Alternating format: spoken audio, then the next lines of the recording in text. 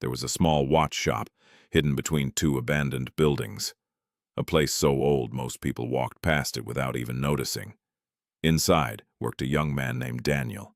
Every day felt exactly the same.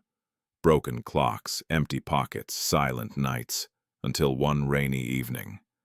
A strange old man walked through the door. The man wore a dark coat soaked from the rain. His hands trembled as he placed an ancient pocket watch on the table.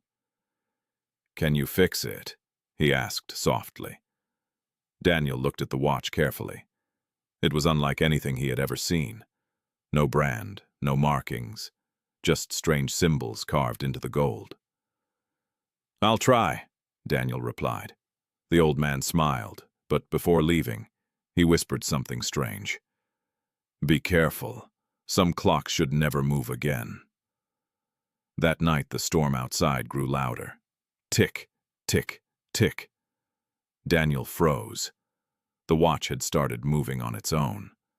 Slowly he picked it up. Then he heard it. 3 years left. Daniel looked around the room. Nobody was there. The voice sounded distant, almost inside his head. He laughed nervously.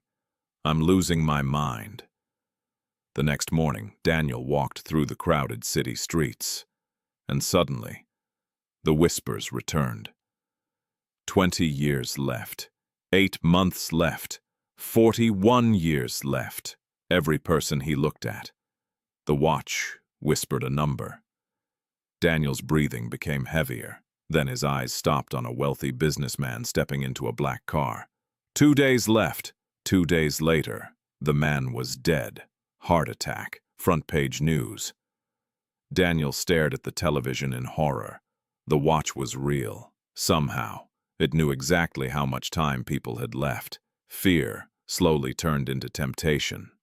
Daniel began using the watch. He predicted business collapses, avoided disasters, made millions in the stock market. Within months, his entire life changed.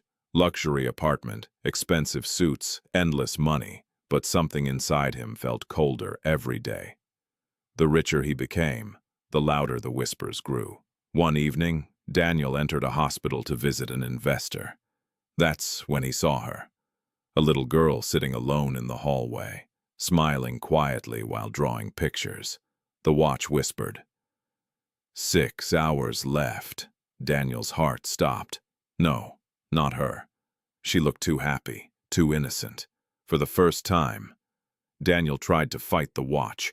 He called doctors, bought medicine, paid specialists, anything to save her. But time kept moving. 5 hours left. 3 hours left. 1 hour left. Daniel sat beside her hospital bed helplessly. "Are you scared?" he asked quietly. The little girl smiled. "No. Mom says time isn't something you lose. It's something you use." That night, the whispers stopped. The girl was gone. Daniel sat alone in the dark hospital corridor. For the first time in years, he cried.